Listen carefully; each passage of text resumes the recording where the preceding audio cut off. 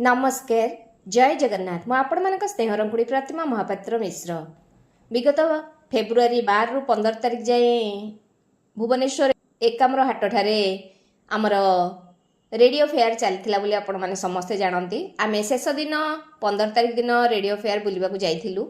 बहुत प्रकार पुराणा रेडियो सब सेठे देखिलु, बहुत कथा जानवा पाइलु।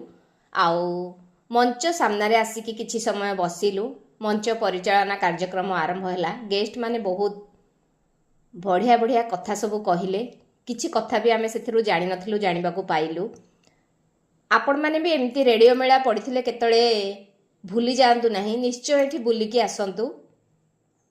मोर आजिर एई भिडियोटी जदि आपण मानकु भल लागिथिबो निहाती लाइक करिवे बोली आशा, कमेंट्स द्वारा जणेबे, सब्सक्राइब करबा को जम्मा भी भूलिबे नाही। विदाय दियंतु आपणक स्नेह रंकुणी की रहिली। नमस्कार जय जगन्नाथ, बाय बाय।